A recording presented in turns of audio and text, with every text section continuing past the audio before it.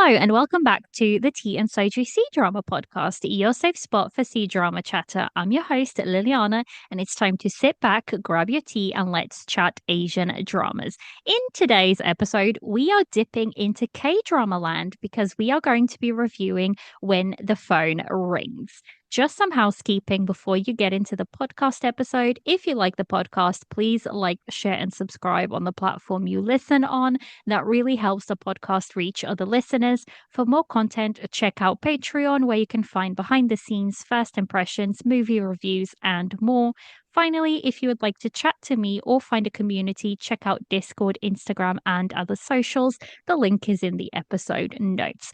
So, I brought some friends along to do this review with me. So we have Caitling and Becky with me today. So, guys, would you like to go ahead and introduce yourself?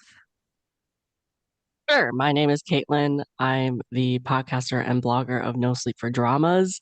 You guys have heard me on this podcast multiple times. Uh, and I don't know how you guys are going to take my opinions on this drama. It'll be interesting, I'm sure. Becky, would you like to go ahead and say hello? Yes, hello. I am Becky from Don't Sue Rebecca as well, Drama Detours. I've also been on Liliana's podcast before. You guys have heard me speak, but I'm excited to share our opinions on this drama today. Yes, I'm sure we have some opinions to share. So, let's just do a little roundup of things before we get into the episode. What are you guys currently watching? Becky, what are you currently watching right now? So I am watching Love Scout, which I really love. I feel like it's slower paced than like most K-dramas, but it's very cute and adorable. And I mean, it's like CEO boss is a woman who has some trauma, and her secretary is this single father, and it's just a really cute like romance story that I'm Hmm. enjoying.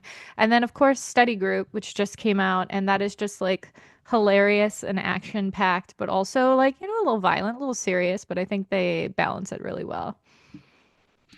What about you, Caitlin? What are you currently watching? I'm also watching Study Group, and yes, I agree with anything Becky just said. We're gonna get Um, Liliana to watch it. I yes, am, I am, I yes, am gonna try it yeah. out as well. Yeah, Hyun is just adorable, but also kick-ass at the same time. Like, Mm, Agreed. I mean, and he can like, what's the saying? Switch it on in like a Duality. moment's notice. Yeah, Yeah. duality for sure. I'm also watching the Trauma Code. I have like two episodes left of that. I love it so much more than I thought I would, because I thought it would be like so much more comedy, and it is. There is comedy in it, hmm but it's like it is well balanced with the tragedy and the cases that are in it as well. And I think like the found family in it is really good too. hmm So I'm super glad that it's probably going to get a season two and season three. Oh, really? Um, yeah, the writers, I think it was somebody on the team, like writers or director or somebody confirmed that they have plans for season two and season three. Like Oh, Netflix hasn't that's cool. confirmed that, That's but like hmm awesome. yeah. And it's like really well received. They were basically like, we have plans for season two and season three if it's well received. And it is like literally the most talked about drama when it was airing. So yes. Sweet. Okay. Um, yeah, so I'm watching that. And then the last one I'll mention is I'm watching Please Take Care of Your Fridge, which is a reboot of a old Korean variety show on Netflix. And it's basically about like a bunch of chefs, including some from Culinary Class Wars that are new to this reboot. hmm And celebrities bring on their literal fridges from their houses onto the show. And then the chefs don't know what is in these fridges until they open it up. So they could have a bountiful, like, veggies or hmm whatever, or they could have like two things. And so the chefs who are assigned to the fridges and take on the challenge have like 15 minutes to make a meal out of whatever they find in this thing. In the And then fridge. and then the chefs and the guests taste it and like judge who made the meal better. Um, That and it's a sounds like a reboot. lot of fun. That sounds. Where are you I watching love that? this. Netflix, I Netflix. watched Netflix. the Oh my God, first episode. I'm gonna have to look that up because that sounds like a lot of fun, actually. It Okay. is It's fun, hilarious. but there's also like if you don't watch like Korean variety shows, they like my boyfriend was watching it and he was like, there's so much like repeats, like they repeat the scene so many times and the reactions so many times, and he's like, why do they It's keep showing normal. the same thing It's just over and over? And I'm like, it's yeah. normal. You just have to It's get just used to how it it. is. He's like, I can't Yeah, get yeah, used to this, and I was like, yeah. okay, but And it was fun. the hosts are hilarious. Like the hosts kind of like egg people on and like try to bring out the jokes and try to get people to Mm, interact with them, which is half the fun. Um, so okay. yeah, I love it. I loved the old one. So like this is just like I was so excited for the reboot. So yeah, that's I'm what I'm gonna have watching to check. currently. I feel like I'm gonna have to check that one out as well. I'm watching a bunch of stuff, but I'll just mention I'm watching and really enjoying Love Scout. I just feel like it's such an easy watch. It's I'm so cute. watching Perfect Match, which is on Netflix. It's like bizarre. It's a Chinese drama. It's not bizarre. It's bizarre because it's airing on Netflix with the same schedule as it's airing on Mango TV. Like it's being released exactly on the same Oh. schedule, which is I don't think I've seen it done before. Normally when Netflix gets on air dramas, they have like really bizarre schedules. So Mhm. I'm enjoying it. It's not going to be for everybody. The writing could be a little bit better, but yeah. And then I just started today the White Olive Tree. I already like it. I already like it. I think a lot of people are saying it gives like descent, like Crash, if Crash Landing on You and Descendants of Yeah. the Sun were to have like a baby, this might be the vibes you were getting. But I think it's going to be slower. There's going to be a lot more story because it is like 32 episodes or something like that. 38 Oh episodes. goodness. It is Okay. long, long. But I think they can do a lot with the story, so we'll see. So far, I'm enjoying. It's the male lead from Hidden Love. Do I need to say any more? And he's like in military garb a lot of the time. His hair doesn't suit him. I'm gonna put that out there now because it's like it's short, and I Do don't they think give it him a suits him. haircut? Yeah, it's short, so it doesn't like Oh. suit him that way. I don't know if that's how it's gonna stay the whole show. I don't know. I'm hoping there's a Because I've time skip. literally yeah, I've only watched like the 2 episodes. There is going to be a time skip because they are going to meet back up like after some years. So stuff's going to happen for sure. But yeah, I that's do the love ones the I'll actor. mention. I do love the actress in that. I've always liked her. I love Me her. too. I think she's one of those actresses that I don't think she's that well known necessarily. Right. I think like I've Yeah. seen people comment she's not like this is going to sound a little bit shallow, but I don't think she's like your traditional idol looking actress, if that makes sense. Mm-hmm. Mm-hmm. Um, I think her looks a little different. But I like her. I think she pulled off. Like in the first episode, she has to do a little bit of heavy lifting in a couple of scenes, and she Mm. pulled them off really well. So I'm already enjoying it. I think it's going to be a lot of fun. So, that is that. Right, guys. Should we get into when the phone rings? I'm going to run through some of the details for it and then we can just talk about it. So, this is from my drama list, and it says Baek Sa-eun, the youngest presidential spokesman in Korea, comes from a prestigious political family. His background includes roles as a war correspondent, hostage negotiator, and news anchor. 3 years ago, he married Hong Hee-ju, a mute sign language interpreter and the adopted second daughter of a newspaper proprietor. Their marriage, based on convenience, has been distant and cold. However, when Hee-ju is kidnapped, their lives and relationship are changed. Now, that is like what MDL says. It is 12 episodes. It aired from November 22nd to January 4th, 2025, which is a ridiculous amount of time for 12 episodes because I know there was like weeks where we didn't have episodes and then like we had Yeah. episodes. Ugh, I was just like, what are you doing? Um, so this was a Friday Saturday show. It's an NBC show, but it aired on Netflix internationally. Now the director for this is Park Song Woo, and he's directed things such as The Forbidden Marriage, Never Twice, and My Secret Terriers. Um, I've only watched The Forbidden Marriage from him. Have you guys watched anything else on that list? I don't think so. I think this was probably like my first drama from him. I have seen My Secret Terriers, which is amazing. It's so funny and good. Yeah. Like it's like an action spy funny drama that is, in my opinion, it's hard to find. So I consider it underrated because Mm-hmm. it's really hard to find. It's not on any of the streaming sites in the US, as far Okay. as I'm aware. But it's cute. It's funny. Didn't it used to be? I feel like it used to be on Netflix in the UK. Maybe they It used to changed it. be I used to be a Drama Fever in the US. It used to be on Drama Fever. I know that because I Hmm. think I watched it on Drama Fever, but we I all was know what happened so to Drama sure. Fever. So Yeah, yeah, the great drama fever. Oh yeah, because it's called Terrius Behind Me as well, like a lot of people say. Mm, Oh, apparently it's on Cocoa. okay. Apparently, that's where they say it oh well, is. yeah, that probably yeah. So it might be on Coco or Amazon then, because like if you have a Coco Mm. subscription. Okay, well that's good. There you go. There you go.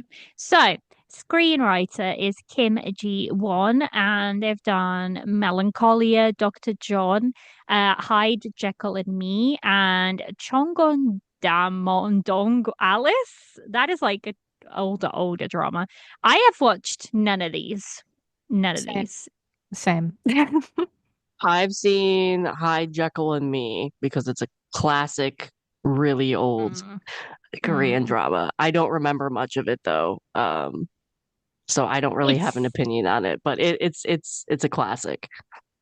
That one turns 10 years old this year because it came out in Yeah. 2015, so 2025. Um, so yeah, 10. So actors, we have Yeon Suk, who I mean, I feel like this is the role that has really put him on the map for a lot of people, but he's had a very prolific career. And he's done Dr. Romantic season 3. He's done The Interest of Love. He's done Hospital Playlist in all their renditions. I think one of his most classic roles was Mr. Sunshine. A lot of people know him from that role. Um, he was also in Warm and Cozy. We don't talk about that drama. I don't think that drama is good drama.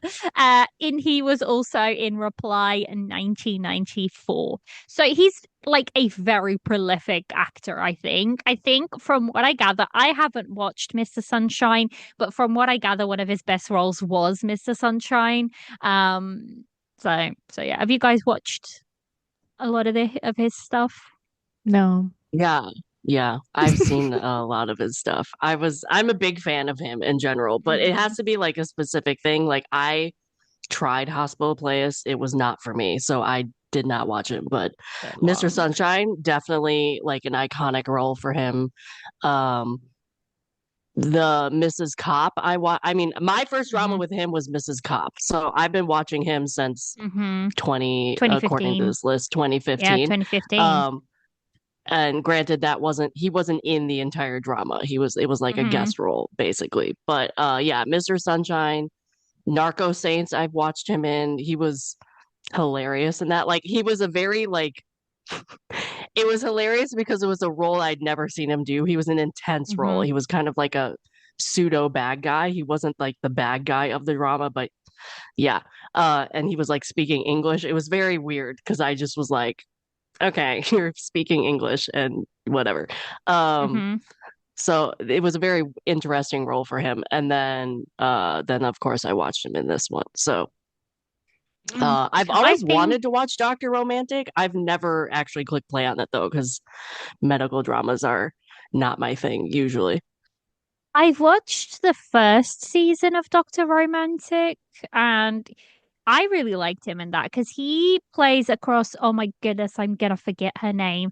It's the same, it's the actress from The Trunk. Oh, Sehojin. So she is the lead in Doctor Romantic One with Yeon Suk, and that was the first drama I watched him in. I did watch the first whole season of Hospital Playlist. I did not go back for season two. Um, Look, the episodes are just some of those episodes are too like they're pushing to 2 hours per episode. Yeah, Oh, they that's were really long. crazy. I I couldn't Yeah, do they can't were do that. it. long. I can't do it. They are far too long for me. And like, I don't know. It is what it is. So I think that's kind of like what I watched him in before. So it's really good to see him like outside of a medical drama because that's only like the only two places I saw him in. So for our female lead, we have Chae Bin, and she's been in things such as The Fabulous, Rookie Cops, A Piece of Your Mind. I'm Not a Robot is probably where a lot of people know her from. That was my first thing that I watched. Well, actually, no, because I watched Shopaholic Louie, and she was in there, but she was very such like a small role. She was also Mm. in Love in the Moonlight, which I watched. But yeah, I think like where I had really watched her before was I'm Not a Robot, and I really liked that one. So yeah, what about you guys? What have you watched her in? I knew her from Sassy Go-Go, but she was like the mean, Mm. like terrible person that like I remember when I watched that drama, I was like, this person sucks so bad. I hate her so much. Like she was awful. The stuff she did in that drama as her character was so bad. But it also she does have like a redeeming arc as well. But she's a great actress, and I'm really excited to see her in more things because she's also going to be in coming up the omniscient reader, The Prophet, the live action Mm. movie. And I can't wait to see her in that because she's a main Mm. role. But I also saw her in The Fabulous, and I thought she was really good in that too. Like I really like this actress, so I'm excited to see Mm. her upcoming projects. Because like Sassy Go Go is also like known as Cheer Up, isn't it? Yes, but not Okay, the one that yeah. came out in 2023. We don't talk about No, that one. yeah, the 2015 one. Yeah, Exactly, because the it's the younger original one. one. It's Yeah, the yeah. best one. What about you, Caitlin? Yeah, the first thing I saw her in was Love in the Moonlight. She has a supporting role in that. And then the next thing I watched her in was Where Stars Land, which I thought she was Hmm. decent in that. It's a really wonky story, but it was decent. And then A Piece of Your Mind, which was not a show for me, but I did end up watching it. Um, I thought Because she your was pretty boy good was in in it, it. but because It's my because boy your was in boy. it, yes. Yeah. Yeah. So those are the three I have seen her in. But yeah, I haven't seen all of her stuff, but I know of her. Like we know of her. She has some Hmm. pretty iconic roles Hmm. when it comes to rom-coms and things like that. So that is like our main pairing. There is some other characters, which I'm sure we can get into a little bit later. But yeah, so guys, let's just do like a very quick overall non-spoilery thoughts. Um, for me personally, I liked the show. Look, I was going in expecting a I don't know, the promo made it seem like it was going to be a very high intensity kind of drama, which is kind of was in certain parts, but I was fully expecting this to be Mac Junk. So I was like, I'm going to get crazy and they're going to hit me with crazy from every single part, and it's probably going to have plot holes like nobody's business. And so I went in with that frame of mind, and I think going in with that frame of mind actually allowed me to enjoy the drama, because I agree. I agree. if you're going in expecting this to be great writing, like smooth writing, no plot holes, that's not what you're going to get. This is what I call we're here for the vibes kind of drama. And Yeah. that's it. you leave your brain at the door. That's what Right. this Like, That's drama. yeah, a just mood, yeah. enjoy the roller coaster ride and do not Exactly. analyze it very well. Yeah, Exactly. exactly. Because if you Yeah, start digging and you turn your brain on, like that's it. That's it. You will not enjoy this at all. So I think you have to go in to this kind of drama with the right frame of mind. I agree. The I chemistry, mean, the I don't chemistry know how, like, some of these people, like, who I saw responses to on this, I don't know what they were expecting, but I don't know how some people were expecting like a rom-com. I got like I saw what? thoughts where people were like, why is this so dark? Why is this a thriller? Where's the That's rom-com? And I'm insane. like, where were you getting rom-com from Rom-com. anything you were seeing from Yeah, this no. drama? Even the poster doesn't look like Yes. a rom-com poster. Yeah. Like it Yeah. looks intriguing. It looks a little bit like moody almost, Yeah, but with a high element of Mac Jong. That to me was what I was expecting. So I clocked my brain off at the front door I when should I have was done like that. tuned in for this because that's you know what I expect when I go in to watch. So I grew up watching telenovelas and like Mac Jongs have nothing on telenovelas. Like telenovelas are wild, wild. There's hidden suns, there's swapped up, but there is everything and anything that you can find. It'll be in a telenovela. So to me, I loved watching them as I grew up, but I would never like turn my brain on. They were just entertainment. And this is what this show is. It's like entertainment. You know, no brain usage entertainment. I thought the chemistry for this was ridiculously good between our two main Oh yeah. actors. It Yeah. sizzled on screen. It I sizzled Hmm. on agree. screen. The yearning that like the male lead does, it's just so good. So I enjoyed all of that.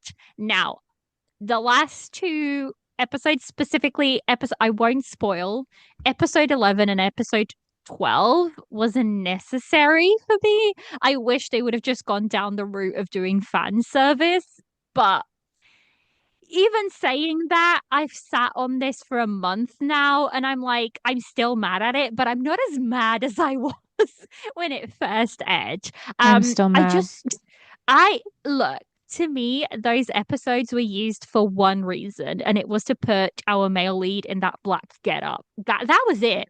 I'm still mad about Absolutely. it though. I don't Absolutely. even care. And you know what? He looked so good that I can Yeah. almost look past it. Right. But it was unnecessary to me. I was really mad at it because I thought, what the frick is happening here? Like, I don't understand. Did we just take a deep dive into another story or something? Like, what is happening? And there is very specific things of why I didn't like that storyline, but that's spoilery, so I'll get into that a bit later. Um, but yeah, but overall, I still liked it. Like, I think if you go in with the right frame of mind. And the thing is, regardless of what people think now that they've finished the show, when this was airing, specifically for the first six episodes, everybody was watching this. Everybody was running for new episodes. True. Like there was edits everywhere. Everybody was simping on this male lead. And that's like so rare nowadays for a K drama to do. For a drama to do, but specifically I think a K drama necessarily, that so many people like my FYPs were filled of when the phone rings. And I think also if you watch it in that bubble, it kind of changes your perspective of it a little bit. But even so, I think like it was a great moment in 2024. So to speak, everybody kind of watching the same drama. So I liked it overall, but I think people need to go in with the right frame of mind and know what to expect out of that drama. So what about you, Becky? What did you think? With no spoilers, remember, no spoilers yet. I'm just like I kind of I feel like after I finished watching it, I stopped thinking about it because I was so upset. And now that I'm thinking about it again, I'm getting upset again. But no spoilers, no spoilers. I went into it with the wrong state of mind. Just gonna put that out there. I was so excited when I watched the first episode, and I wanted more people to watch it, so obviously I was talking about it.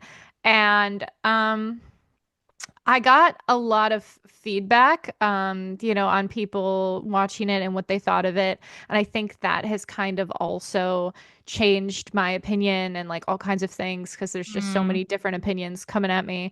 But overall, when I was watching it ongoing, I was having a very fun time. I was having a good time watching the edits. I was having a good time, like you said, watching everyone like squeal over this new drama because everyone was watching it. Like it was just so exciting. It was something new that we haven't seen before because we haven't gotten like this type of romantic story in a K-drama in a hot minute because they were hmm doing what were they? The time travel ones and like all that stuff, the year before. So we got something new and fresh and we latched onto it. And hmm I definitely should have like expected it to be a little bit more out there with the plot and like, the twists and everything they were gonna do for it. But I just was like a brand new K-drama with a new fresh, like I was so excited. And I still do think that like watching it ongoing was a great time and I did enjoy it. But now I just have so much animosity towards it. Like I'm not saying it's like it's bad. It's just like all of the comments and so many things hmm that like I've had to kind of go through and figure out like how to figure out my feelings on this drama. I just think I have beef with this show. Do you think it's with the show, or do you think it's specifically with the last The two last two episodes of episodes. the It's show? specifically the last two episodes. And normally I can overlook episodes that like I don't like or I don't enjoy like what happened. But I don't know what it is. Like after I watched those, I just had such a bad taste in my mouth that I'm like, I don't feel like I can recommend this to people unless I'm like, you Really? should watch this, but like literally don't watch the last two episodes. Because it threw the whole drama off for me, and I have animosity towards it. Right. Yeah. We'll get into like the spoilers and then we can really like dissect all of that. What about you, Caitlin? Because we know you're a lover of Mac Jung, so and crime, and so I feel like this was up your alley. I saw Oh, it Caitlin's was opinion. definitely up my alley. Like I remember hearing about this before they announced the cast. Like they just had the synopsis, and I was like, this was one of my most anticipated dramas of 2024 because I Hmm. knew about it a while. It didn't turn out how I assumed it was going to, which I'll explain in the spoilers. Like I did have expectations, and by episode 2, I was like, oh, this is not what I was expecting. I still loved it. I did have problems with the last 2 episodes, but I will say so when I started watching this, I literally started watching it as it aired, and then I became too busy. I got behind and I couldn't watch it until January. So I was spoiled heavily on Oh everything, no. Oh, Yeah. including dang. the last 2 episodes. And there was just like no avoiding it. So I kind of just accepted the fact. So when the last 2 episodes came out and like the reactions came out, and I'm like, okay, I'm either going to be in two boats here. Either I'm going to love this and be in the minority. And if I talk about this and love it, people are going to be like, why the hell do you like this so much? Or I'm going to hate this just as much as everybody else. hmm I kind of am in the middle now Mm. because I'm not going to spoil anything why, but like I could see why people were mad, but I also could see, and I think this is really due to the reaction, is like I had the expectation of something happening. And then when it didn't happen in what I assumed was going to happen in the last episode, I was like, okay, why are people so mad about this?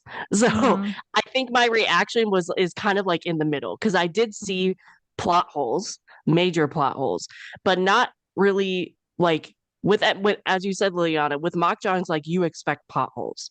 But these are stuff I noticed as a crime person where it's crime tropes that I'd rather not be there. Mm, And like little things where I was like, okay, this does not make sense when it comes to a crime drama.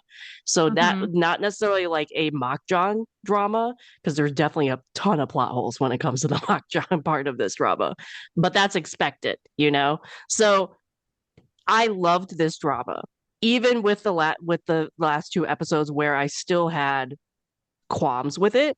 And even episode 10, I had problems with it, which we'll talk in spoilers. So I would still recommend this. And I will agree with Liliana where you have to go into the mindset that what you're like expecting what you're going to get and not expecting something else because you will hmm be very disappointed in that. Um, so yeah, I still would recommend this. I had a lot of fun with it, but you have to be in the mindset to have fun with it. Um, hmm yeah. Yeah. I feel like that's where I am. Like, it's not going to be a show that I love, and it's not going to be one of the shows that, like, I, you know, in a couple of months, maybe by the end of the year, probably won't remember too much about. But I feel like I had a really good time while watching it. So same. I enjoyed it. Like, it's not going to be when I do my currently watching, I have like my categories. It's not going to be like in my loving category. It's going to be in my enjoyed category. It's like middle of the road type of drama. Um, and I think it's one of those that it's just fun. Like for a lot of it, you just have a bit of fun with it. Yeah. So It's like yeah, a Yeah, grab your popcorn and just enjoy it type exactly. thing. yeah, Yeah. Yeah. exactly. Right. Shall we Yeah. rate this and then we can get into spoilers because then we can get into like the nitty gritty of it. So for ratings, oh, Becky's already Becky's pulling her face. I'm not cringing or anything. I'm fine. Yeah. So, for one teacup, it was something I watched. It wasn't good, but something made me finish, and that's a 1 to a 5.5 on MDL. Two teacups, the okay ones. Dramas I don't really recommend, but they were an okay background watch, and that's a 6 to a 7 on MDL. Three teacups, the enjoyable ones. Good dramas, they're enjoyable, and I would recommend to people who enjoy this genre. So that's a 7.5 to an 8 on MDL. Four teacups, the loved ones. These are dramas that I really loved. There might be a couple of problems with it, but overall, I really a really enjoyable drama that I would recommend to a wider audience. And that's like your 8.5 to your 9.5 on MDL. And then you have five teacups. These are the rose glass no faults dramas. This rating is reserved for those dramas that you love so much that you are willing to ignore any problems they may have. And that's like your tens on MDL. I'll kick it off. For me, it's a three. It's like exactly what I was saying. It's like enjoying. It's an enjoyable drama. I would recommend it, but only to specific people and people who are in this kind of like genre anyways, that they, are ready for this type of genre. So, for me, it's a three. What about you, Becky? I'm gonna give it I'm gonna give it a 2.5, I think. Okay. Because like the thing is, it was really fun to watch. And like I know like specific friends that like they would love this drama, but then you get Mhm. to the end and they'd be like, why did you recommend this to me? So I don't want I don't do that. But I still like it's just so hard because this is the first time I've ever been like j- just so confused after watching a drama Mhm. because I had such a fun time, but it's just like there's too many flaws for me to recommend it, I think. So I think a 2.5, yeah. That's middle of the road. What about you, Caitlin? So I was debating between the three and a four because I gave this drama an 8.5 on MDL. Mhm. And I think I decided I would go with a four just because yes, it's true that like if you recommend this to certain people who like makjang or even crime, I think they would enjoy this. But I would say I would actually probably recommend this to people for their first Hmm. like K-drama to watch. Mm. Like I think it's a good intro because it like sucks you in, it keeps you interested. It's wild, it's crazy, which might keep people watching. And then True. it also kind of introduces people to like it's still to me this is still light makjang. It is not full makjang. Oh no. Yeah, yeah, I've yeah, yeah. seen worse makjang. So I think that was like it would be a good introduction too because it would introduce people to how crazy some of these K dramas could get and could That's do, but true. it'd still be like entertaining enough where it wouldn't put them off trying another K drama or trying another Asian drama. So that I think is why I would say it's a 4 because I could see it would still kind of be strategically recommending it to people, but it would be still a wider audience than just Mhm. introducing people like, okay, you like makjang already, you would like this. So Okay. that's the only reason I'm probably jumping it to a 4. But I was debating between a 3 and a 4. Okay. Okay. See, that's actually quite like we're very spread, we're fairly We are. evenly spread. So that's fine. So guys, we are now going to enter the spoiler section of this episode. So if you have not watched this drama, if you don't want to get spoiled, which sorry to say, but I think everybody and their mother has been spoiled by now. But if you are a lucky one and have not been spoiled yet, turn back now, go watch the drama, come back and, hear us discuss about it. If you don't care for spoilers, then listen on. So let's start. I know Becky's dying to talk about the ending, but let's just start on what I think originally hooked a lot of people. And, that's the first couple of episodes. And that's the fact that the setup is our male lead is in a convenience marriage. These two people are like only married on paper, they virtually live in the same house, but there is nothing in common between them. They barely speak to each other. It's like they're neighbors in the same house almost. Um, she gets kidnapped, and he gets a call from a kidnapper, and he's just like, I don't care who you are, whatever. Talk to me when you have her body. That sort of situation. I remember that line. That was a line that hit us. And then I think the moment that sucked me into this was none of that because I don't really have notes for episode 1 and 2. The moment where he gets another call from the kidnapper and the camera pans and it's our female lead, and I'm like, what? I was I sad. It was. feel like, You were really? sad? I You was were Really? sat. No, sat. Like I was Oh, sat. sad. Like Oh, I will watch all of this. I was I like, was what? so no, what not do you sad. Sat. Like I don't know. What did the kids Okay. say? I was very Okay, excited. so I will say I went in thinking so I was just as surprised as Liliana with the first 2 episodes because I went Same. in thinking this would be a completely different drama.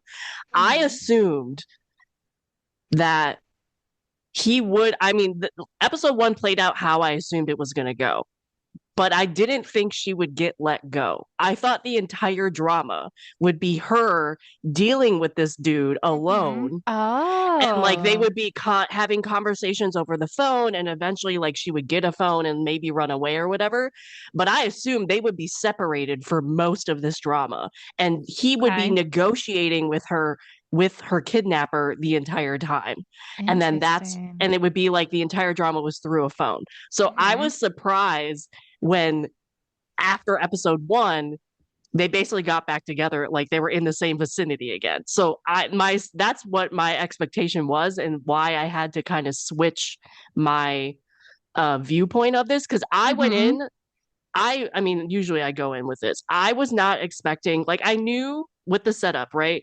You have like somebody, as Liliana was explaining, that they're in a marriage of convenience, they don't really like each other. Obviously this whole kidnapping thing was going to pull them together again and like their romance was going to blossom. But I went into it thinking the romance was not going to be the focal point of this drama. I thought it was going to be the kidnapping and I thought it was going to Mm. be the communication part. And what interested me more was she was supposed to be mute. So I was like, oh, that is Yeah. super interesting. How are they going to do that? And then, so that kind of all went out the window after episode one when they like were in the same vicinity again. So I had kind of had to wrap my brain about it, which is why I was saying in the non-spoiler section, I liked it. I definitely still enjoyed it. I just had to wrap my head around the fact that my expectation was not what it was going to be, Yeah. especially after that episode two reveal where she actually wasn't mute. And then I was like, oh, okay. What is happening? It was like a Yeah. big shock because I mean, the whole first episode of the drama, we see, she's doing sign language and they say that she has what was the term? Selective mutism. So like Hmm. she's not completely mute, but like you never hear her speak and but then you find out like right away like oh my gosh, her mother forced her to be mute. She had to learn sign language basically for her mother's love. Do you know how sad that is? Like that is so Yeah. depressing. But Right. like the way that I honestly think it was just she's such a good actress because she's, acting as this very meek, mild character that's not speaking, that's just kind of going about doing whatever she's told. And then she gets that phone and she is a completely different, like she's blackmailing him, she's demanding things, she's being like sassy. Like it was so Hmm. fun to watch and it really drew you in because you're like when is her character going to change again? When are we going to see the side of her that is really her because she's basically been playing this role her whole life and now she's finally getting to be who she is through But this the funny part of opportunity. that too is I was like, she is so dumb doing She is these so phone dumb calls though. because No, she was she's like oh my revealing God. herself on day one. I was like, Yeah. he has to know it's her, When like she by didn't hide episode the four. phone, when she didn't Yeah. hide it and she just had it like out, and when she was just like, she didn't even have the timer, like, I'm just like, girl, you are just so, Yeah. please be a little smarter I with was your like, your husband is a blackmailing. top negotiator. Of course he's gonna figure out this is not the same person. Oh my goodness. But I She's, feel like that's when the plot holes start sneaking in. But it's like yeah, Right, exactly. Yeah. I But it was can fun. like It was yeah, fun. exactly. Like I can live with that. Also, I can live with that because if she went straight in and she was perfect at doing this, you would true. be like, that's not her character. At least Right. that's not the Right. character that we've kind of grew to know. She's very inexperienced. She's never done anything like this. She doesn't know, right? Yeah. She just has an opportunity to try and get out of this marriage and she's gonna take it. So I feel like it kind of worked with her character, I suppose, Mhm. for Definitely, those definitely. first couple of episodes. It And was also, frustrating sometimes though. it It was. was, It but it was. was still entertaining too, though. True, true. Exactly. And I think like she's such a good actress to pull something off like that because for the first sort of two episodes until we get that phone call and it's her, you don't hear her speak, right? Mhm. You just don't. And she relies heavily. Yes, she has sign language and I don't know if I should have looked this up, but I don't know if she learned sign language for this drama specifically or if she knew it beforehand. I don't know. Hmm. I think I read somewhere she did at least know the Korean sign language. Like I don't think Mhm. she learned all, I mean that's one of the plot holes I have at the end, but like Yeah.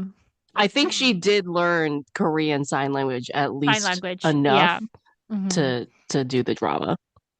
Mm. So, like, yes, she can communicate with sign language, right?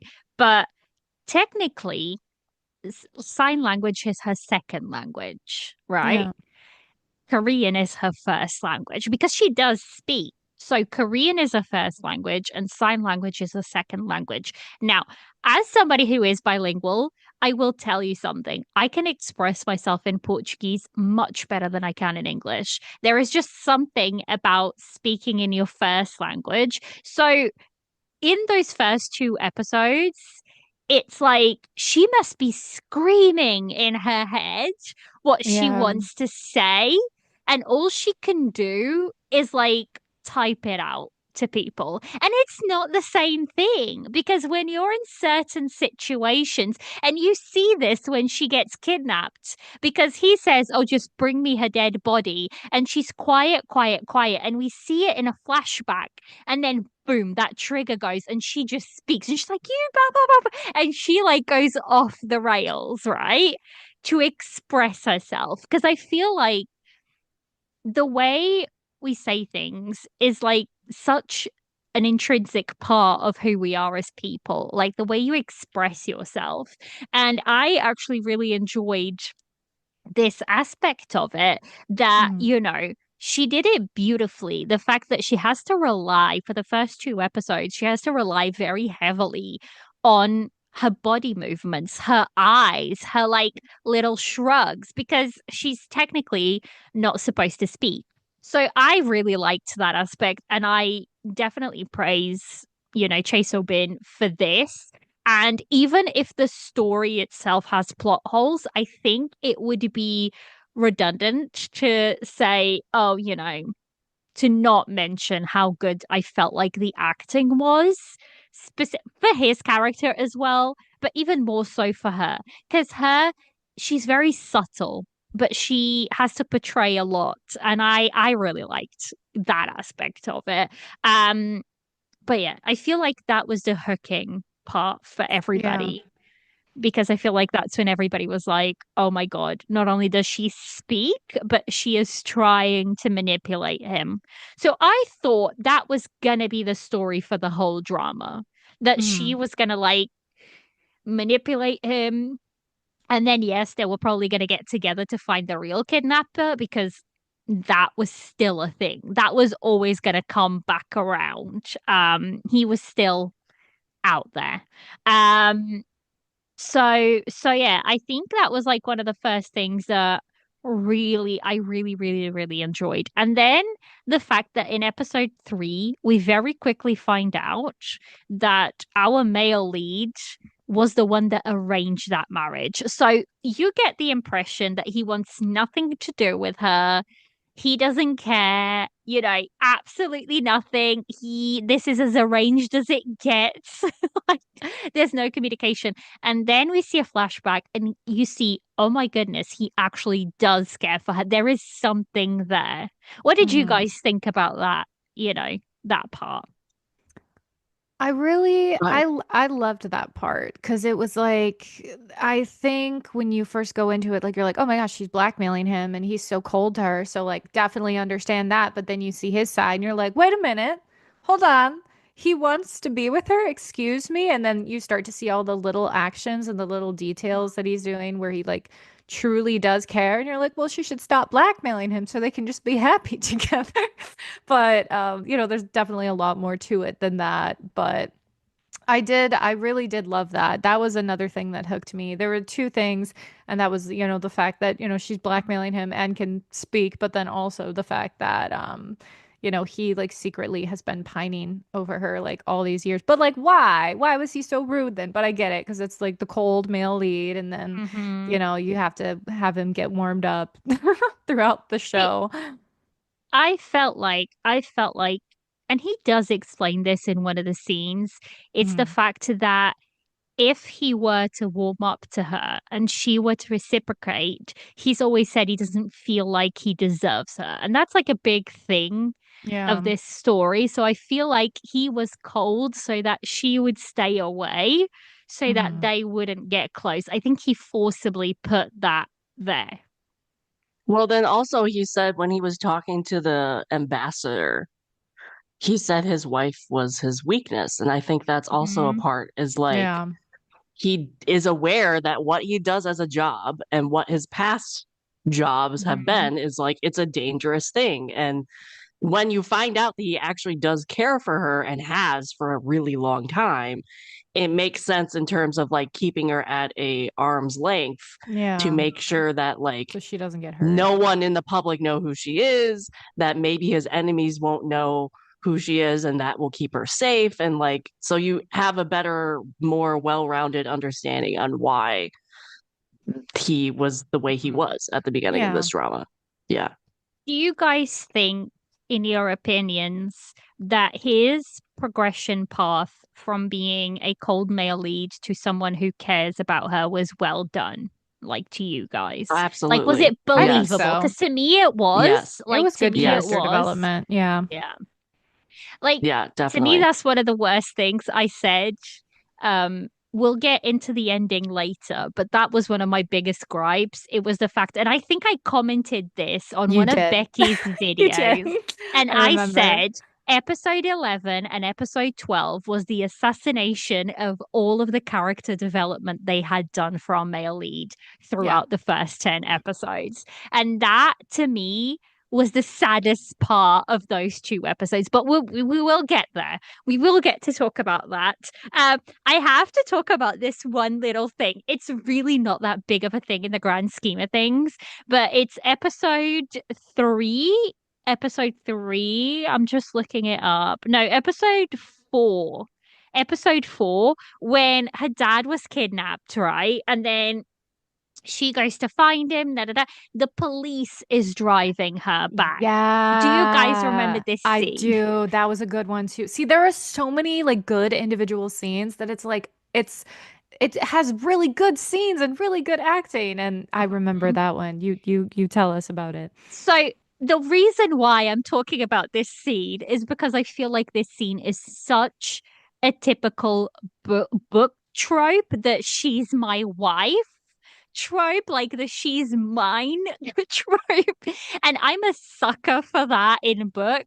So when I saw this scene, which in the grand scheme of things, it is actually fairly important because it's the first time he admits in public that she's Yeah. his wife. So it doesn't seem like a lot, but also it's so written like that. I mean, he's walking in and there's the police and there's like the lighting is hitting him the right way. And everybody's swooning because this man looks so so yeah, it's a very, small kind of detail, but I had to put that out there for that one, I think. I Well, think the that show did a really good job in mm, terms of, and this is kind of going back of what we were talking about at the end of episode 2 when it mm, was revealed she was talking on the phone, or like the end of episode 5 when he finds out what actually happened in that police car. I Mm-hmm. think this show did a really good job of revealing yeah. like the other perspective of things or the other like usually they used it as a cliffhanger for the next episode, which Mm-hmm. is a Mm-hmm. good strategy.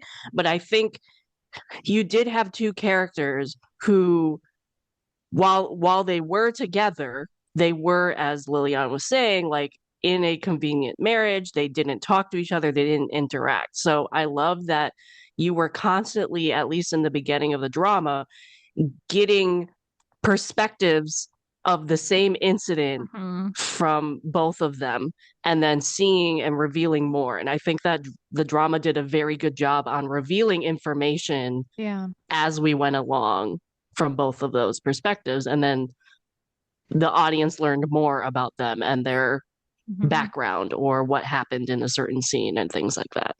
And with the revealing, I loved what they did because it wasn't like back to back, it was like scattered throughout the episode. So then Mm-hmm. that just made you more interested, like, well, what actually happened? And like, especially with the cliffhangers, like the fact that she did speak in the police car, and then like the most happens, some chance happens where he's like, oh, can I get a picture with you? And he's like, yeah, I'll come to the police station. And then that's when like, they're like, yeah, she was like talking so much. And he's like, what? What? What do you mean?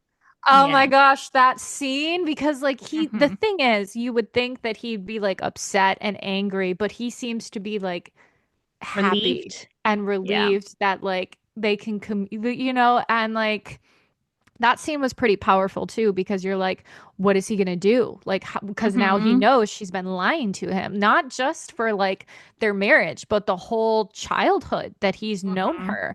Like, and then it's kind of like his understanding that he has of his wife even more now, and how much he like respects her and cares about her that we see from that. And I loved that scene. Like, I was like, oh. That's crazy. And then, of course, it was a cliffhanger. We had to wait like a week for the next episode. Oh my God, I feel like this would be a really good binge just in terms of Oh like yeah. Absolutely. Yeah. episode cliffhangers because everybody was on the edge of their seats for a lot of it and they're like, I need the next episode like now. So I do wonder what like somebody who would have binged it all the way, what their sort of experience of it would be because I feel like it would change the experience a bit. But I agree with Caitlin and Mhm. with what you were saying, Becky. I feel like they are slowly building up these characters and they are both bringing them out because I feel like both our male lead and our female lead are very reserved characters. They are Mhm. very like in their thoughts in their heads and they don't really show a lot outwardly. And both of them, you know, came were growing. Like her thing was that she should say things more often. She should like say what she wants, say what she needs, that kind of thing, put her cards on the table. And it's the same with him. He should let her make some decisions and not like just unilaterally decide. Um, what is supposed to happen, I think. Um, Once you come to know their like backgrounds, I feel like it's a little bit of understanding.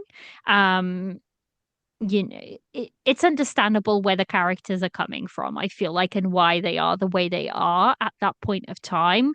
Yeah. But I feel like by episode 10, we've got two fully function adults that are communicating and that, we're taking on the world together in essence. So yeah. So that was that. What are some of like your favorite scenes for this drama, Caitlin? You've watched it. I think you finished it the most recently out of us. What is like some of your Right. favorite scenes? Um, so I think a lot of my favorite scenes were like the reveal parts of it, or like when you Mhm. thought that like he was going, specifically Yeon Suk's character, like was gonna find out something, and then it was satisfying when he did find out.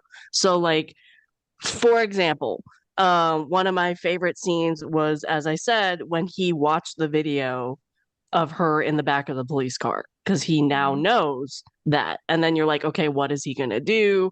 How is he going to take this information? That type of thing.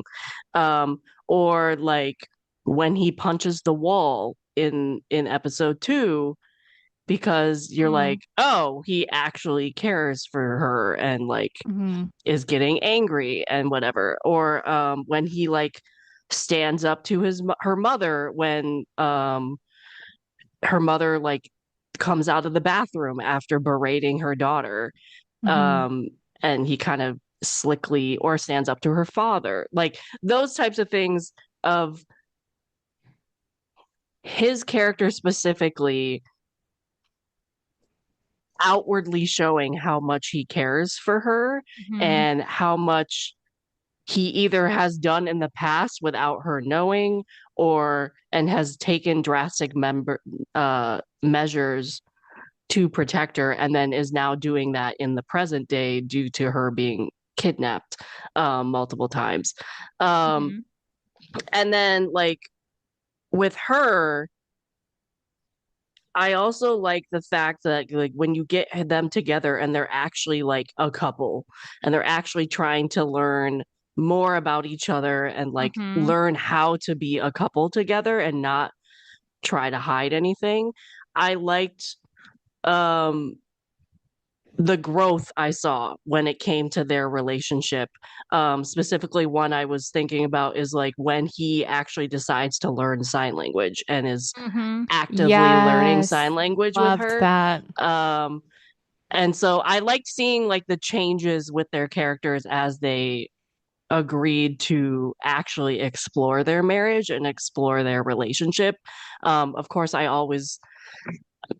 I'm not talking about the scenes I always like the whole makjong stuff and like him running out into the middle of a lake thinking he was going to find his Yeah. wife dead in a Yeah. boat. Yeah. but like Yeah. but like I always love those characters. So I'm trying to talk about scenes that like is not the norm that people would know I like. So I like those types of scenes, especially when it comes to their characters. Um yeah. I also liked these scenes because one thing I loved about this drama was there were no love triangles at all, Mhm. like Yeah. on both sides. And you'd think in a mahjong drama, you go in thinking there are going to be love triangles up the wazoo. Like everybody's going to have a love triangle. So the fact that on her side, Chae Soo Bin, yes, it is very clear that her college buddy does like her. But at the point, even when they don't have a good marriage and a good relationship, it's very clear, like, or she doesn't realize she does like her husband. You don't get any kind of that, like, she likes him or wants to Hmm. explore a relationship with him from Yeah. her. You only get it from one side. And then you Yeah. realize eventually, as the drama goes, he realizes how much she does care for her husband and he backs off. Hmm. Same with her adoptive sister, like not really adopted, like she's not her actual bio sister, but Yeah, like, yeah, yeah, Mhm. yeah. but that was never an option in her mind. It was because she thought it was Yeah. gonna like it was gonna be, but like as the story reveals, you realize the sister was never an option for him, and he also was never an option for her. So I love that there was just no love triangles whatsoever, and I love the scenes that revealed that to both us as well Hmm. as to them I I agree. too. actually, I was just going to say, I actually quite liked. So when the sister, because that is also a bit of a cliffhanger when it ends, when he Drew's sister comes back. And I was like, oh my God, here we go. We're gonna get the catty Exactly. sister that is gonna Exactly. want Yeah. to take Same. her. But no, she comes back because she's worried about her sister and she just wants to like help her sister out. And now that you know that actually she chose to walk away because he asked her and he said that, he was going to change things, it kind of makes sense why the sister did it. And I Yeah. was actually surprised, pleasantly surprised by that aspect of I it, I still think. thought that she could have done something like because you watch a drama and you're like, she's pretending to be good, but she's gonna come back and but she Yeah. really did genuinely care about her sister, and that was a really nice, refreshing thing.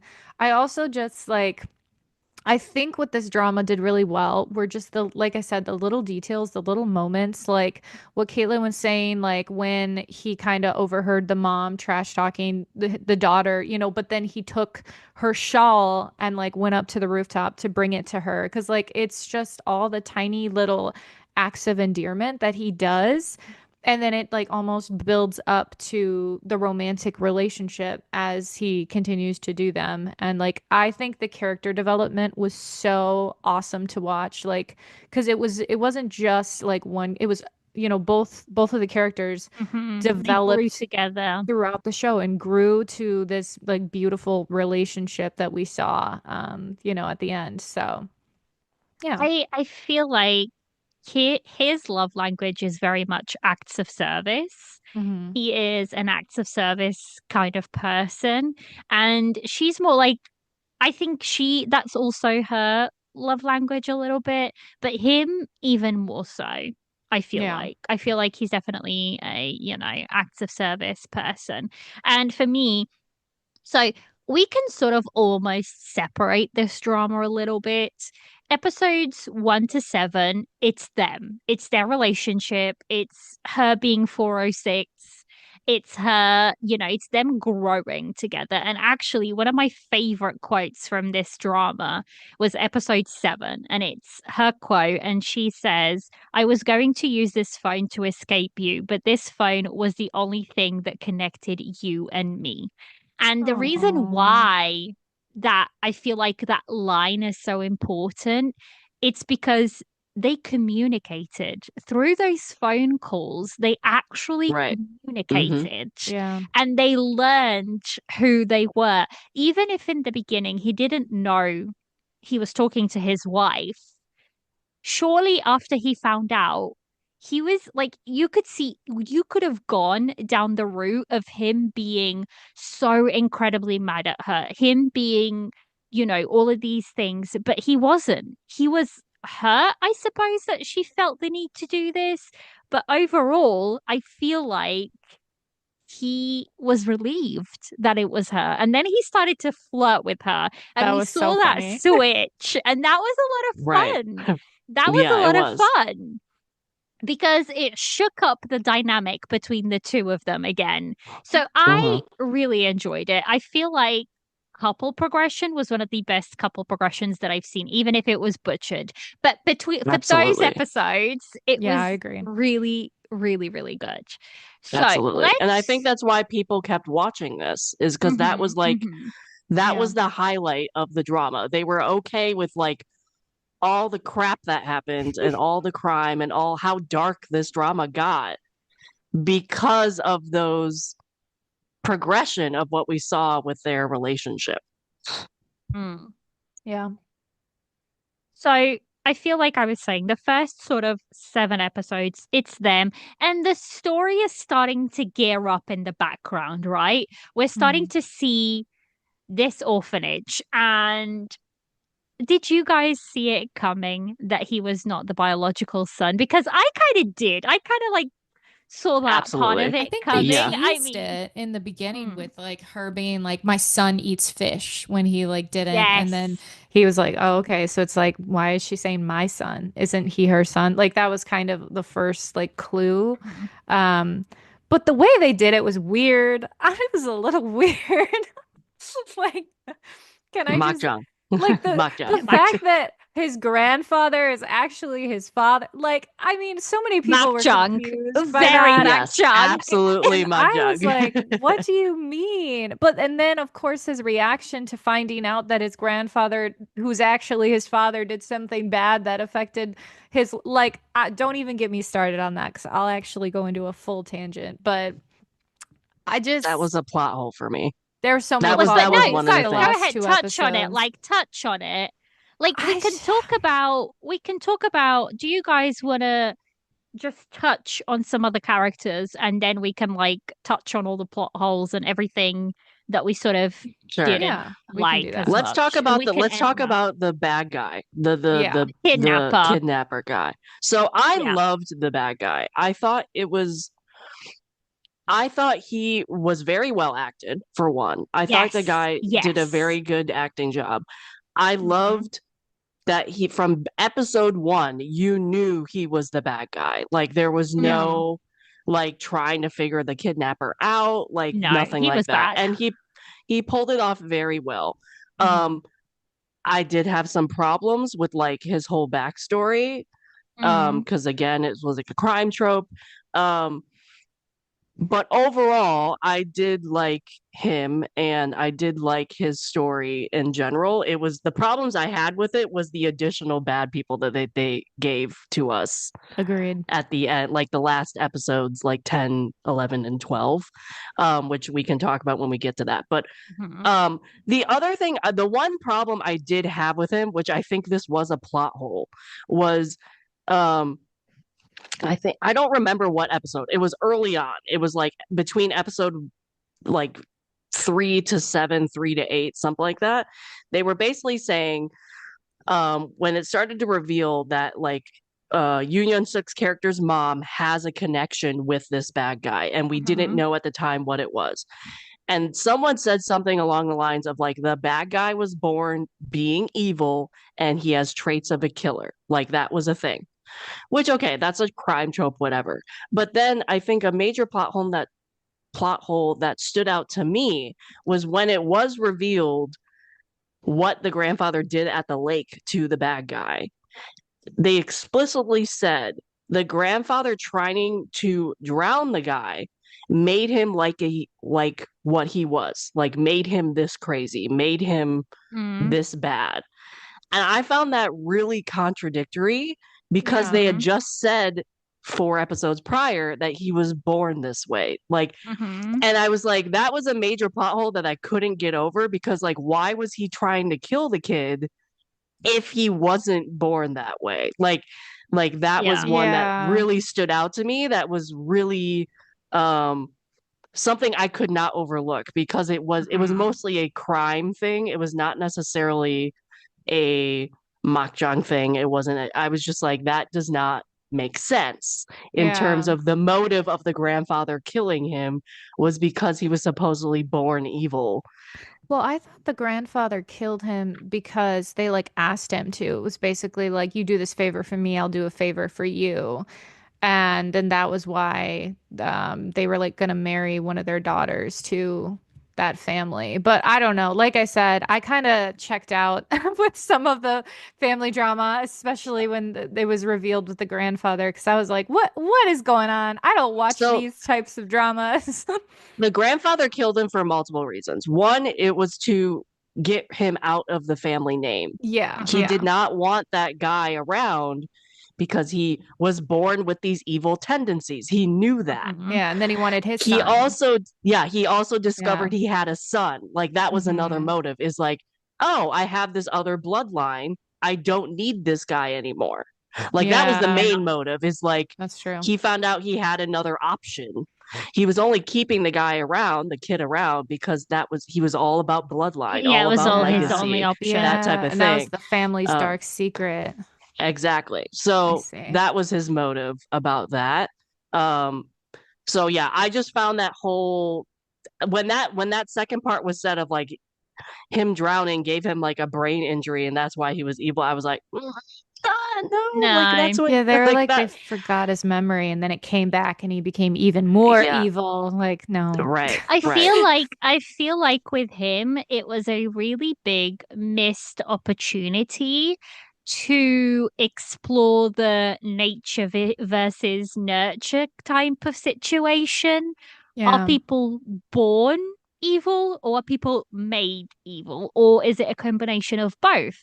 Because it's like you could have said, well, if they had, and the thing is, I feel like this is also um a talk on like career as a whole and like mental health. But if his parents had seeked help for him instead Yeah. of locking him up and letting him kill these people and like having no Covering consequences, for it too. Like literally, they'd be covering like, like we're no gonna cover consequences. these children dying. Oh, it's Exactly. terrible. Yeah. So it's like, mm, was he a product of his environment? Was he like born this way? Yes, but because he never had any consequences, he never had parents that loved him in the way that parents are supposed to. Um, did that make him worse? And I feel like that was a really, really missed opportunity by the show to Yeah. make a much Exactly. more complex evil guy. Because yes, he's bad, but his grandfather is arguably worse. His Right. mother, his Right. Yeah. father are arguably worse because And they are that's like the other complacent. problem. Yeah, that's another problem I had with this is like I love the bad guy. I loved his motives. I loved everything. I could get behind the grandfather even being evil.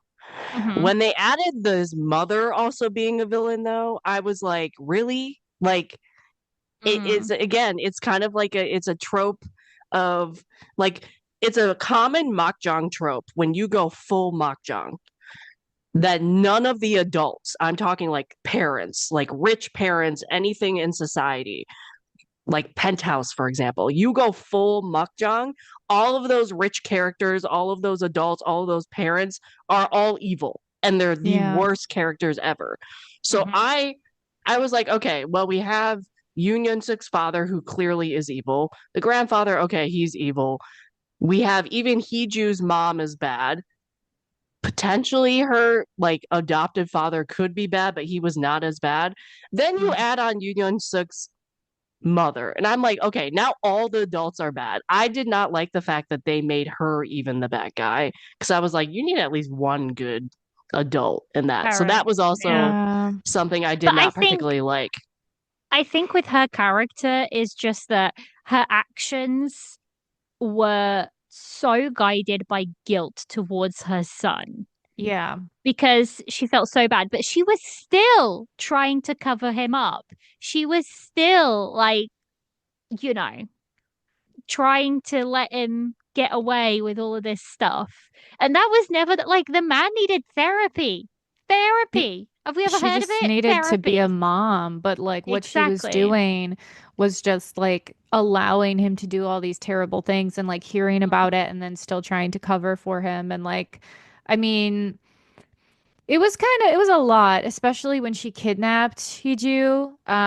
But like, I mean, you think about it though, it is a pretty diabolical plot to like basically kidnap your fake son that you have loathed and started to hate lover and like basically keep them what she wanted to do. She wanted to keep her hidden for like over 10, 15 years and then reveal you could have been with your love this whole time, but I kept her Mhm. from you, just like what happened to like my son and stuff. And like, I never wanted you in my life. And that was pretty diabolical, but I'm just glad it didn't happen.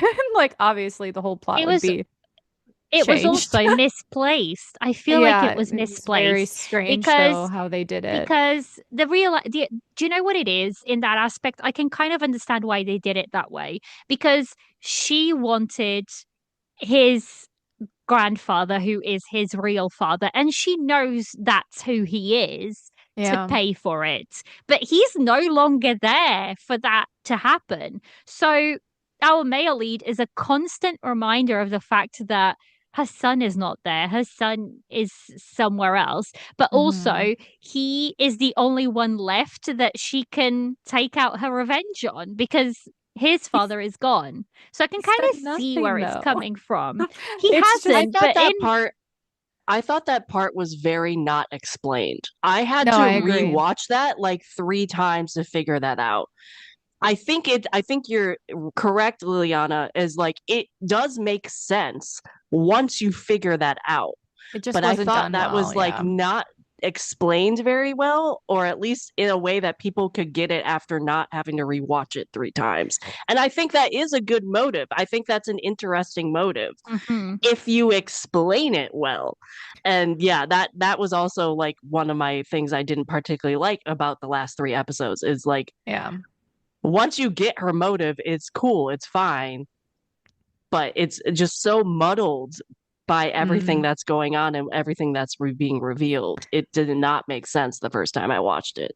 I think when they're just trying to take it out on other people, like what you were saying, Liliana, like, you know, she's trying to take it out on her fake son because, you know, she doesn't have a real son.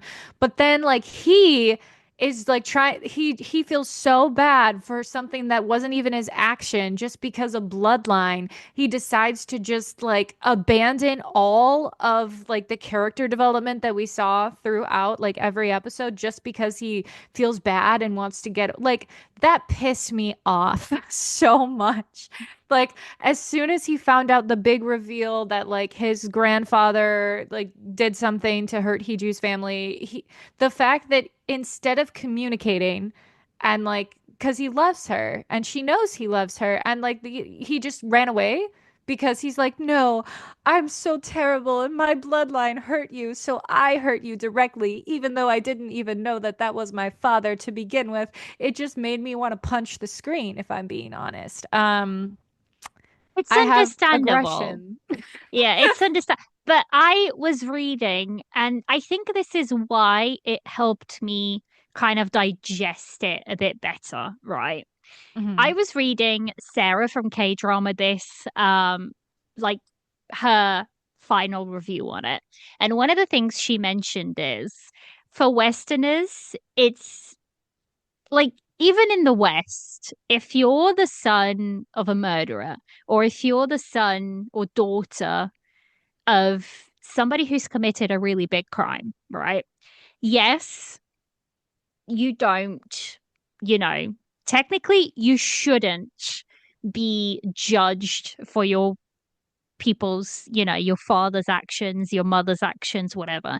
But there is people that still do, right? Yeah. And I feel like what Sarah mentioned was in Asia, Korea, China, whatever, it's even more so. You are very much judged. And this is not, I don't understand. This is not the first drama we are seeing this in. This happens in many other Absolutely. dramas Yeah, Yeah. true. where people are judged. Like, there's so many dramas where the female lead is like the daughter of a murderer, and like people don't want to hang out with her because she's a daughter of a murderer. And it's Yeah. like, it's almost like sons and daughters carry their parents' sins on them. Mm, And I feel like that's a very recurring theme in the drama. Now, the Right. reason I can understand it from that aspect. What I don't like is how that was dealt with. yeah. It's exactly what you're saying, Becky. Like, I can understand him feeling almost dirty because the DNA, the blood of his father, is contaminated. It's like he's a dirty person, right? That's what's running through his mind. And this is again exactly that thing of nature versus nurture, right? Are you mean? Are you born this way? And to him is like, I'm going to be this way. I am going to be an evil person because my father was so evil, right? And Mhm. I feel like I could understand all of that. I can understand where he was coming from. I can understand and this we're just going into episode like we're just talking about ending now, I suppose. But like, I could understand all that was encapsulated in that. What I don't like was how it was handled and how it was dealt with. Like, Right. to me, it Yeah. was a cop out by the reader, by the writer. They had such a golden moment for them to be like, yes, he is feeling all of these emotions. He is feeling all of this, but he's going to communicate with her. And he's going Exactly. to, like, to me, one of the worst cop outs is the breakup, like mid, whatever. And the thing is, even if he had just said to her, all he needed to do, we could have had this he's going away to war arc. We could have. Yeah. All We could he have. needed to do was be like, Hiju, I am not in a good place right now. I need to go and work on myself. I just need to go, right? But That's he all just they Right. left needed to cold do. turkey with Yeah. nothing. And the fantasies also pissed me off because what do you do? Like, how come I've seen them happier in the fantasies than in the whole drama? I feel like there were so many little fantasy moments where they were so happy and it was like this is exactly what we want, but we like barely got that in the drama itself. And I was upset with that too. So going off of what Liliana just said, I was not as angry about the bloodline thing because I have seen it so many times when it comes to crime Mhm. dramas. Like, come and hug me. Very, very prominent bloodline Exactly. thing. Mm-hmm. Flower of Evil, very prominent bloodline thing. Mm-hmm. So I was not as angry about that. It's like it's a Mm. trope when it comes to that type of Yeah, stuff. yeah. Um, I will agree it was a very weak reason to him to run off, and I will say that. I also will agree, like you could have picked up a phone, like you could have, When the like phone rings, possibly could have done that. like Yeah, he could have yeah, just, oh, anger. yeah. So like I will agree, like that I did still have qualms on how the plot executed that. The two things I kind of had to laugh at, though. One, and you could tell me I'm wrong on this. This is my interpretation. So it was episode 11 when the whole Mhm. driveway thing happened. Mhm. And was that a dream? Was him getting shot a Yeah, dream? it was. And that made me mad Okay. because I was so That made, confused I because was I'm like, like, really? is he dead? Like, dang, Yeah. okay. And then Yeah. he's fine. And I'm Okay. like, oh, I was a little I see. angry with that because I would have wished it was not a dream. I was like, okay, cool, we're gonna get a hospital scene, like cliche, like romance thing. I was a Mm-hmm. little ticked with that being a dream. The other thing that I and Becky, you won't like this, but so as I said, I was spoiled heavily on like the last all these episodes basically, and so I was expecting for the whole war thing to be like literally 55 minutes of the episode 12, right? It was 10 minutes maybe. It was 10 minutes It maybe. didn't So need to then be when there. so I know, but like when I watched this, I was like, really? It was only 10 minutes of this episode. Yes, the pacing of the episode 12 could have been better because the first 30 minutes was just Chae Soo Bin's character being lonely in Korea. And I I will hated agree, it. Mm-hmm. I we hated could it have so just like much. pushed the war thing a little further earlier on into the episode. But realistically, I was like, people are angry about 10 minutes of episode 12. Like, and then we got the whole happy ending. So that was my reaction of like, okay, yes, the first 30 minutes could have been more condensed to like maybe, I don't know, 15, 20. In my opinion, because I had a lot of fun with the wartime thing, it could have been a little longer because I love that part and just because it was actiony and like high intensity and whatever. Because I was sick of seeing Chae Soo-bin's character wallow Wallow. in sadness Yeah, for being 30 sad. minutes. And then we obviously got the happy ending. So my qualm with the last episode was actually just the pacing and the timing of everything. And I just didn't get people's reactions to the wartime part because I assumed it was going to be much more of that episode than what it was. I think it had to do with not just the wartime. And I don't know, Liliana, you can cut this out if you want to. But I think a big reason why people were the most upset about this drama was the fact that they used names similar to current events, like in the real world, and almost creating propaganda in that last Hmm. episode. And the thing that was most interesting to me to see the reactions and like to see what people were saying was the novel. They said that the novel went more in depth with the fact that like this is what he used to do and this is something he's been wanting to do. So it wasn't out of left field in the novel. It was something that they did explore and go into. But in the drama, it's like they ran out of time and then they just didn't do it correctly. But then they also changed the names weren't the same as the novel and they were very similar to something in the real world. So people were thinking like that this was propaganda in the end. And Hmm. that's why so many people wanted to boycott it, but they couldn't because it was the last episode. So I Okay. heard different things about that too. I heard, and maybe this was people trying to make excuses for it. I don't know. I heard it was a But mistranslation too, but I heard it was a Oh. mistranslation. So I don't know if that's true.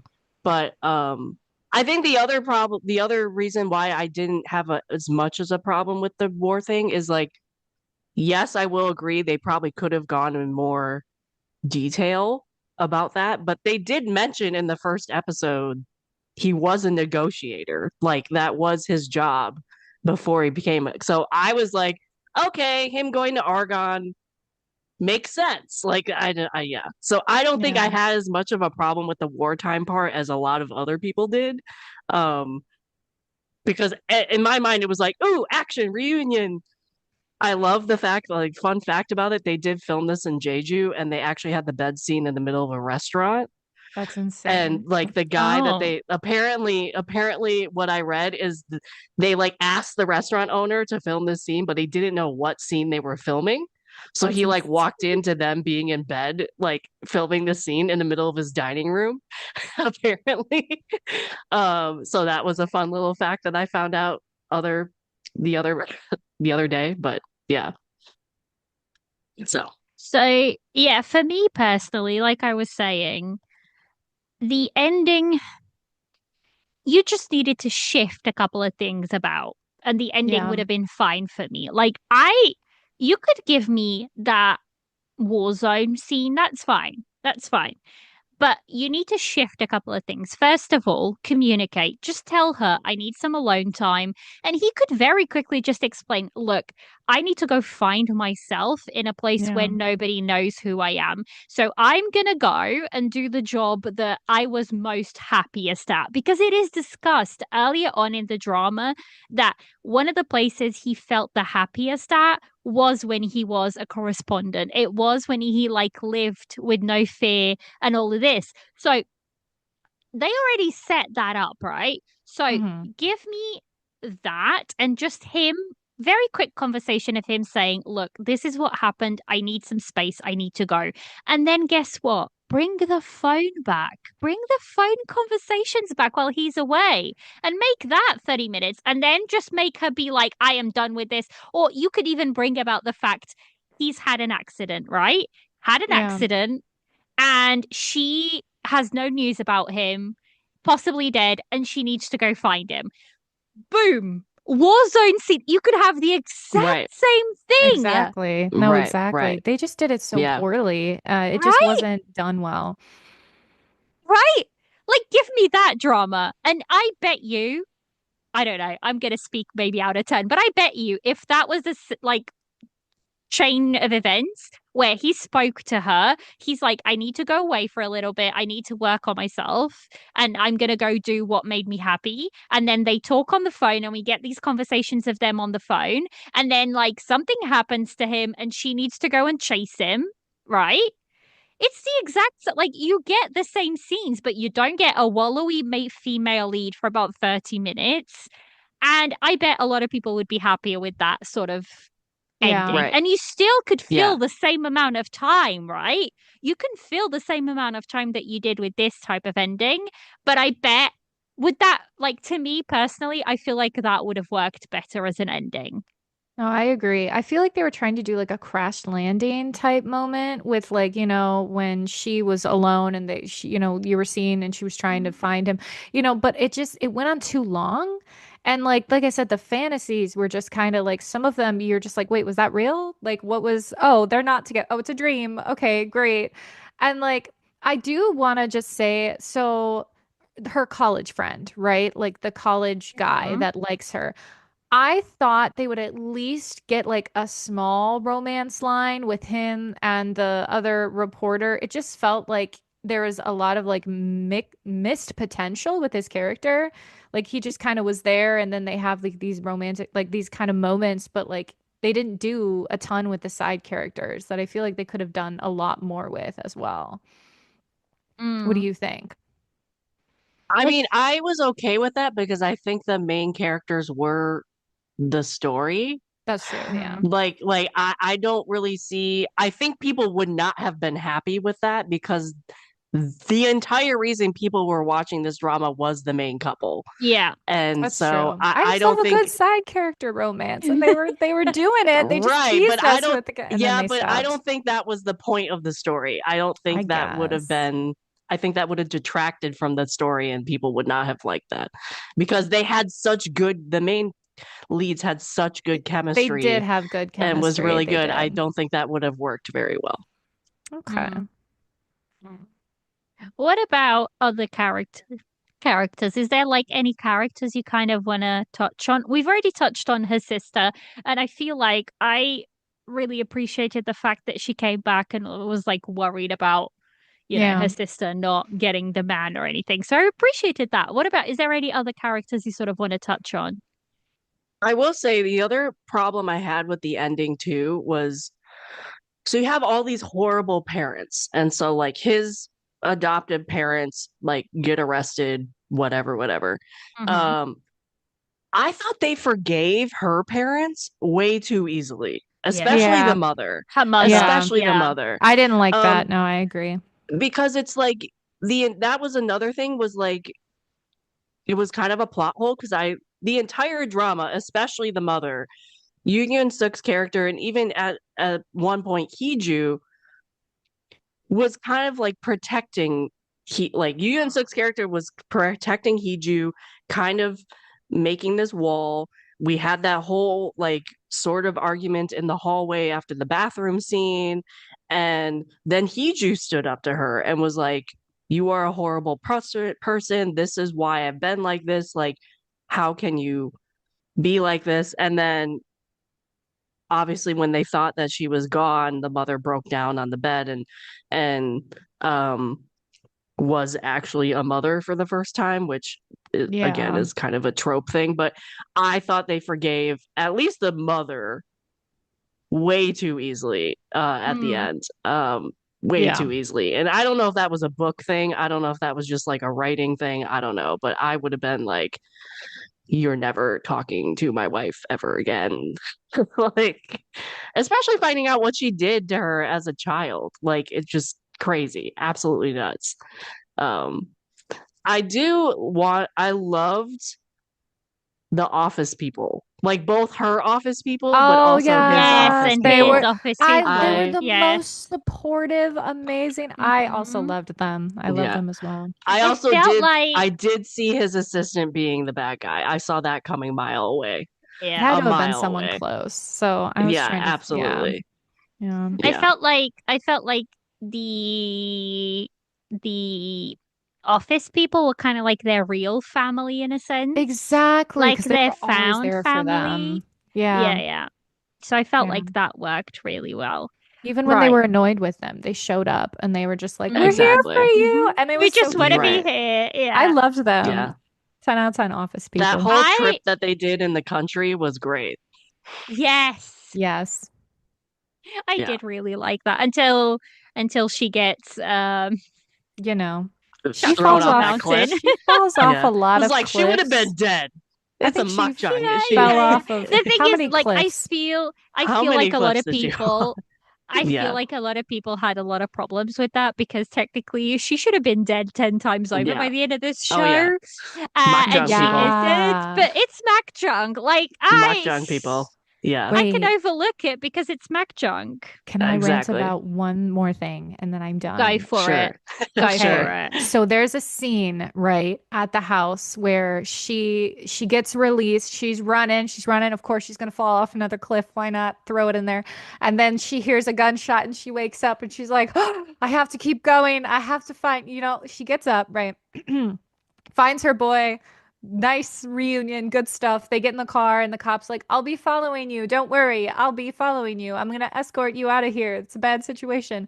Where did the cop go? Because you're telling me this guy's going to escort them, and then the stupid killer guy shows up with the gun, and he's like, get out of the car. Like, you're going to tell me that this guy's going to get out of the car to have a one-on-one conversation with a man with a gun when he could just reverse The man or with the gun.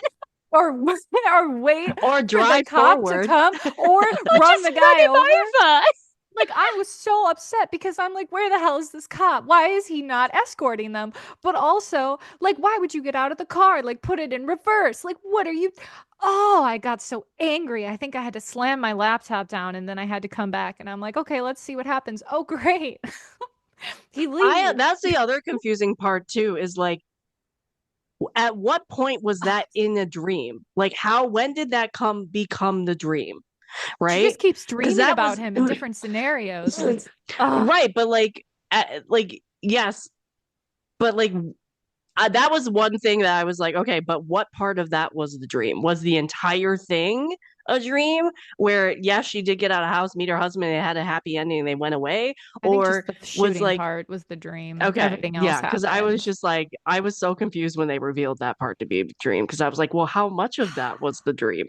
Like, yeah, I yeah, I hated think it. yeah, that their editing there was a little bit shaky, to say the right, least.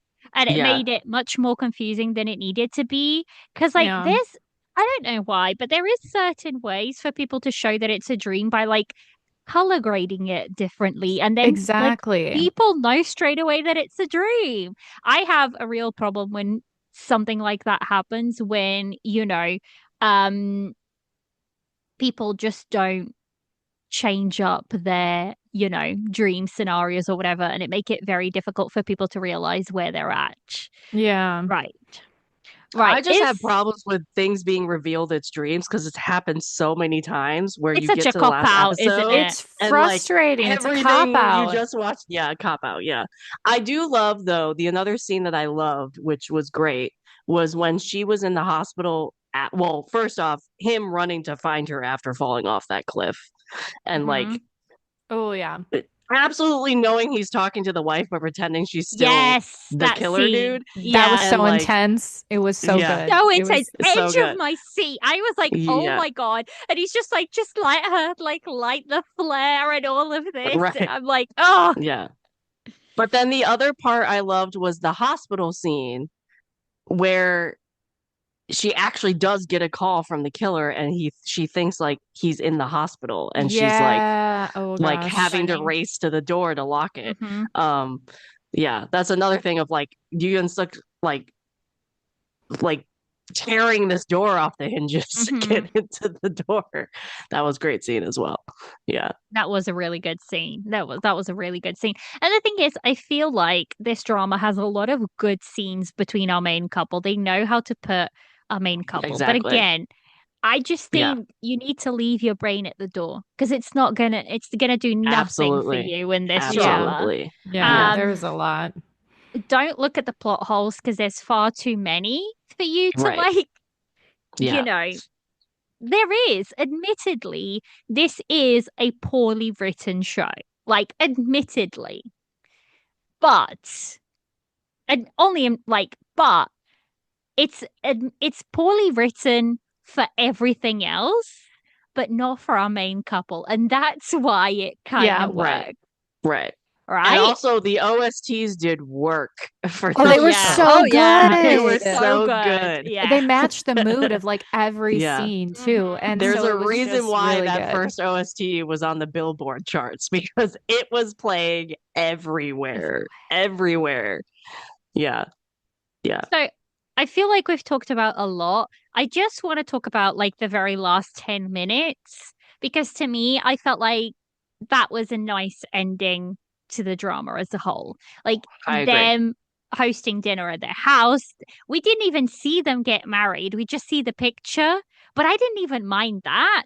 I just liked, Yeah. and also I like the fact that they're living in this like little house, just the two of them, and they're just doing, they're away from the cameras and they can be who they are, and they're having their real family around them. I like the fact that we I don't love that. end with Yeah. any I of their liked that bio too. families. So I really Hmm. liked that. I thought it was a very nice ending in that Yeah. aspect, that we just get to see them, being happy. So, guys, have you got anything else to say about this drama? Nope. I think we talked about talked it I out. I think I think we talked, yeah, as much as we could. I feel like I could rant more about it, but the thing is, like, it's kind of like it was a good, like what you said, like between the main characters, it was a really good watch. They had great chemistry, which like so many dramas, like you watch, you're like, oh, the chemistry is not there, but like, for some reason everyone loves this drama. But like this drama, the chemistry, the tension, everything was there. And it was so entertaining to watch. Um, but yeah, there's just some qualms, but I think we went into most of them. I think we did. I think we did. Right, guys. That is it. That is the episode. Thank you guys so much for both coming on and chatting about When the Phone Rings with me. It's going to be one of those dramas that you're either going to love it, hate it. You can sit in the middle, I think, as well, but you Right. just have to be Right. in the right Mhm. frame of mind and you have to Yeah. enjoy some Mac junk because otherwise you're probably not going to like this. It So won't make that is sense. it won't. It won't. So, guys, I hope you have enjoyed this episode and we shall catch you next time. Bye. Bye.